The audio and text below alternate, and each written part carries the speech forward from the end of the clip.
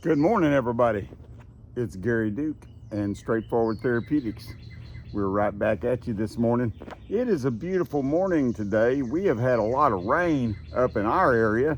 I don't know how it's been where you live, but we have had a really wet month of June, which is unusual for our part of the country. Generally, we get all those rains in May, but God is blessed in the sense that we haven't had a flood yet. We live right near a river, and my son-in-law and daughter have a resort on the river, River Ranch Resort. If you're ever in the area, come see us. And so we've been blessed thus far. We haven't had any major damage, and those floods can really cause a lot of damage. But God is good every day, all the time. Whether you're in a flood, whether you're in a fire, whether you're struggling in a valley, God's always good no matter what. Amen. And we have been talking about hope for the troubled mind. And today I want to talk about a subject that likely plays into that, and that is anger. And so I think there's so much that can be said about anger. And I was thinking about this morning. I really wasn't planning on doing this video today, but it just really was laying on my heart how often people struggle with uncontrolled anger and not being able to react in a right way. And that is a key word right there, which is react. That's generally what happens when we blow it. First of all, let's talk about some things. Okay, first of all, what's inside of you is going to come out. There's no doubt about that. What's inside of you is going to come out. Now, if you have an anger issue, don't think that I'm telling you that you're a horrible person, okay? But what I am saying is that what is inside of you will eventually come out. People deal with anger in a lot of different ways, and there are different types of anger. You know, there's that anger that's just really low level, just right below the skin. It's long term. Because maybe the way you were raised, your dad slapped you around or called you stupid a lot or whatever. And I'm not trying to be funny, I'm being serious. And, things like that where you felt like you had no control over your life. And there is a low level of anger that is just right below the skin that you've not resolved yet.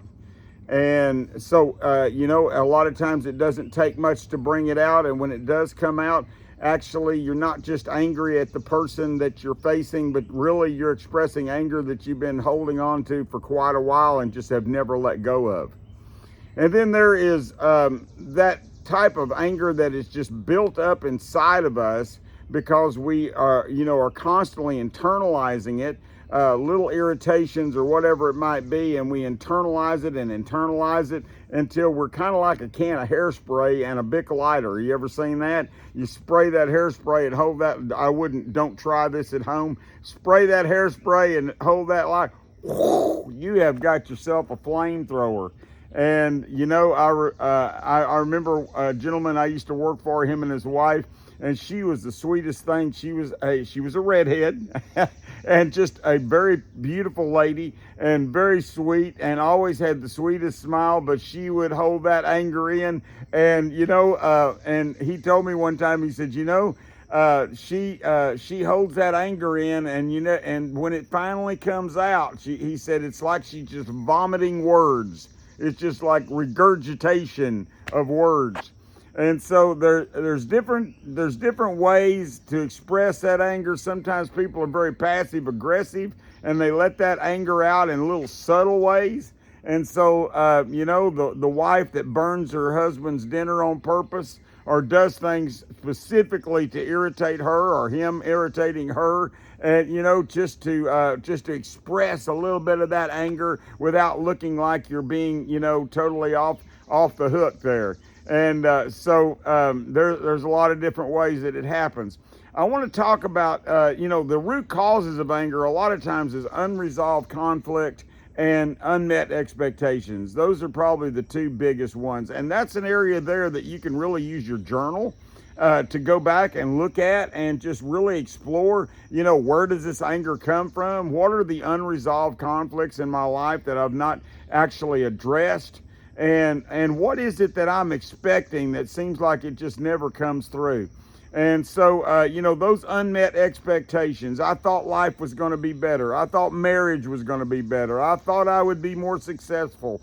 I thought I would have more money. I thought, it would be easier than this. And then we start thinking to ourselves, we're getting a raw deal. Why me? Why me? I remember when me and my wife got married, and for a number of years, man, we struggled a lot, financially. And I can remember many, many times when I would just get so angry, and I would think, why me? How come everybody else has got something better than I got? How come I have just as much to offer as somebody else, but I'm not as successful as so-and-so because I don't get the lucky break, or I don't have the capital to back what I'm trying to do. And I would just get so angry and upset about my life situation. And it's easy to be the victim, and when you focus on yourself being the victim and you start using all this irrational thinking like things should have been and must have been and ought to have been, then that's one of the root causes of anger. But I want to talk to you for a little bit about addressing that anger, addressing it. I remember one time when I was pastoring a church, and there was a gentleman in this church who had an anger issue. And they were always at church, and they were very faithful, and we were good friends with them, and life was really good most of the time. But if you made this guy mad, and I seen him get mad at his children at times, and man, it was scary. I felt sorry for his kids because he would get so angry, and his face, was just full of rage. And it stemmed from his raising, from his dad. His dad was not a nice person to him. And because of that, he took it out on his own kids. And this happens a lot. And he loved his kids, and he would do anything for them. But that anger, nevertheless, would be projected upon his children when it was wrong. And every once in a while, it'd get projected on somebody else.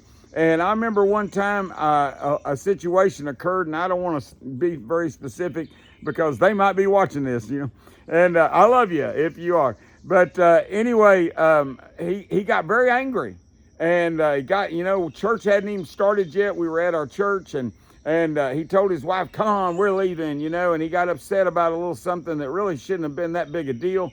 And he got in the vehicle, and he pulled up under the awning there in front of our church, and I went out there to try to talk to him, and he was just screaming at me, and he was very, very angry. And I can tell you that at that moment, if I had responded in the wrong way, if I had said something in the wrong tone of voice, if I had challenged him in some way, he would have came out of that vehicle, and the fight would have been on. But it wasn't fear that kept me from doing the wrong thing. As he was screaming at me, there was a couple of things going on. I was looking at him, and I noticed his chest, and the guy was a little overweight, okay? And I noticed his chest area right here, and it was just heaving because he was so mad.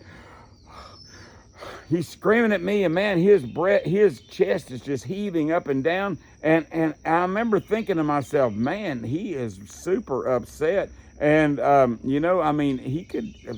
person could have a heart attack like this, And then the other thing is I was listening to what he was saying. I want to say something to you.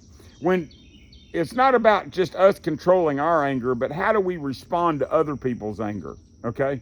If you have somebody in your life who loses it, I'm not talking about they're like this with you all the time, but generally they're in good favor with you and everything's going well, but they are one of those people that finally they blow it, and they just they regurgitate those words, right? And I want to tell you something. Generally, when people finally lose it and they let all those words out, some of those words are just meant to hurt you and to defend themselves for whatever they feel like, in whatever area they feel like they're being threatened, right? But remember this, that some of those words are words that they've been wanting to say to you for a very long time, and they finally got the courage to do it. And I'll be honest with you, it looks ugly, it sounds ugly when it's happening, but generally there is something that they're going to say to you that you probably need to hear. Something that you didn't know about yourself. Something that you were doing that you really probably shouldn't have been doing.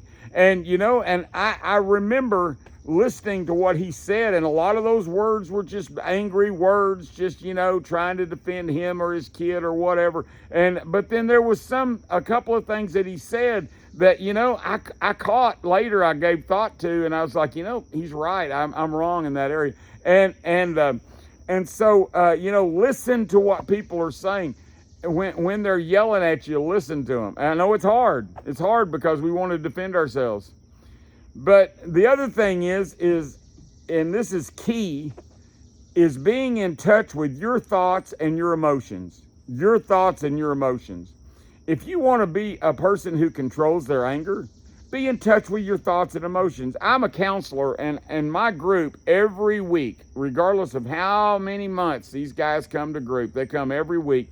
But every week they bring to me what I call a problem report. And what they do is they write a problem that they've had in the previous week. We all have problems every week. It doesn't have to be a big problem. It can be a little problem. My lawnmower won't start, whatever. And, and underneath that, I have them list their thoughts. What was I telling myself during the time this problem was occurring? Thoughts are words you tell yourself, right? And so if I'm telling myself, man, this thing's a piece of junk, how come I can't have nice stuff? How am I going to get my yard mowed, right? And then I have them list their feelings, just list the emotions that was associated with that particular problem and those thoughts. So maybe they list the emotions, and the emotions are irritated, upset, feeling hopeless, desperate, whatever it might be. And then what did they do? Oh, I went down and I borrowed my neighbor's lawnmower. What the next thing is what did I do to change my feelings and my thoughts about this? I told myself that mechanical stuff breaks down. It's just the way life is. And then finally, what did I learn from this situation? And that might be, hey, cheap stuff ain't good, good stuff ain't cheap, right? And whatever it is. What's the point? The point is that I have some of these guys tell me, man, now they it's busy work. They turn it in and sometimes, it's very boring reading at times. Their lug nut fell off, whatever, and it's okay. I don't care. But they're going to turn one in every week. It's a requirement of the program. And so I have had people tell me before, now then, when I start to have a problem, all I can think about is that stupid problem report. And I'm thinking that's exactly what I want you to think about. Why?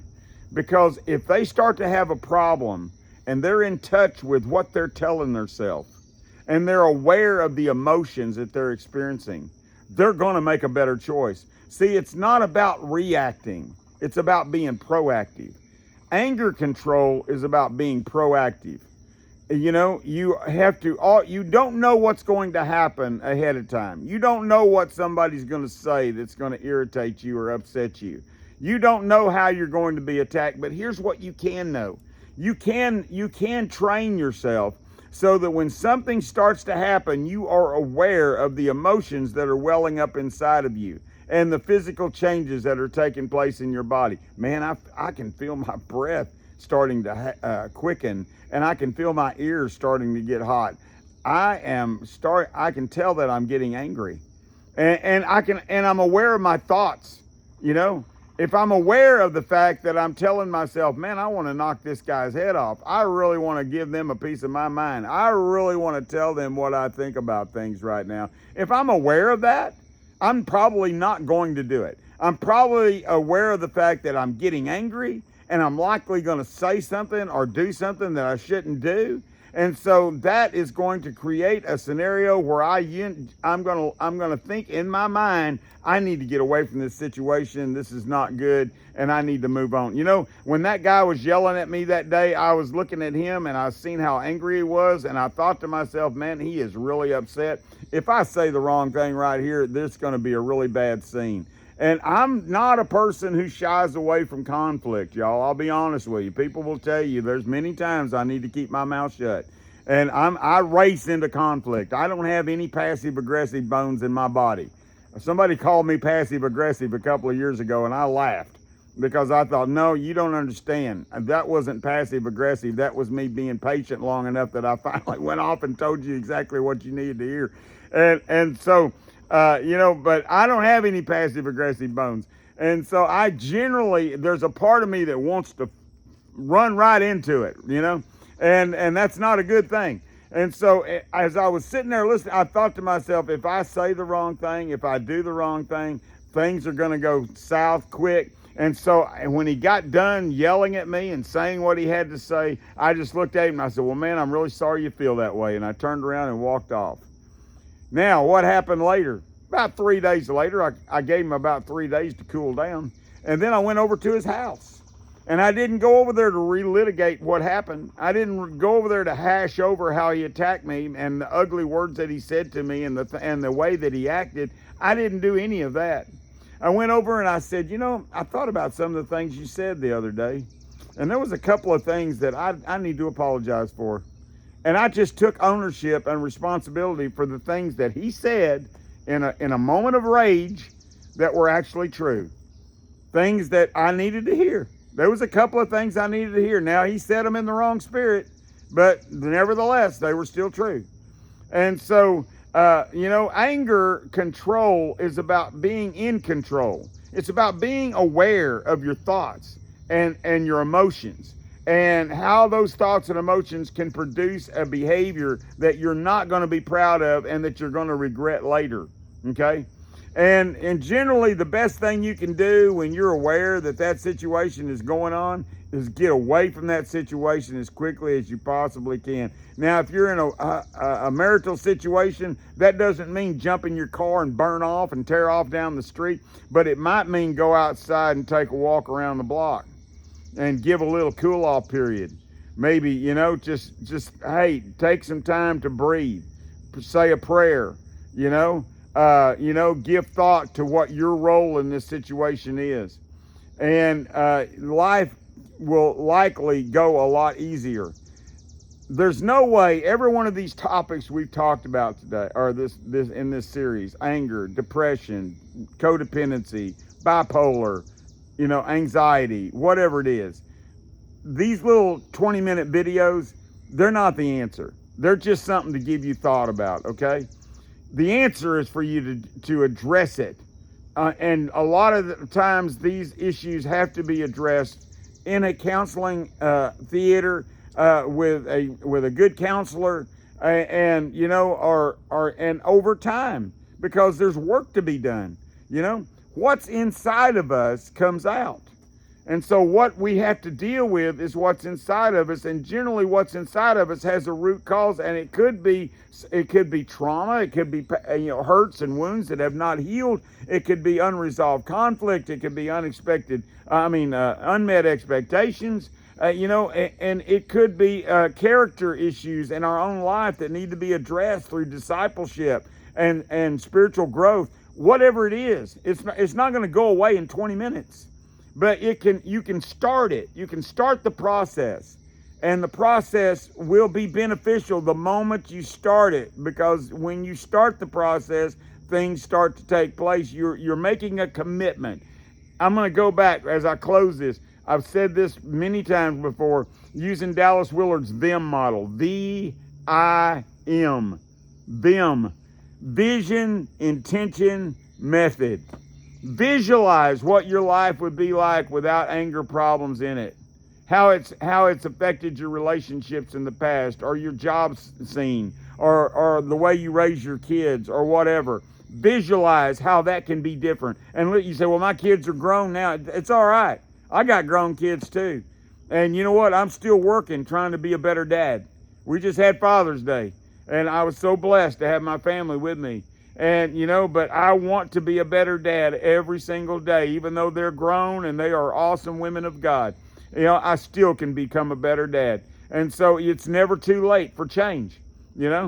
intention means that I'm going to commit to it, commit to it. It's not going to change because I say I need it. It's going to change because I determine that I'm going to see that change come about. And then the M is for method or means. We have to do something in order for it to happen. Whether that's counseling, whether that's discipleship, whether that's journaling and exploring my past and understanding how this has come about, whatever it is, you've got to do something.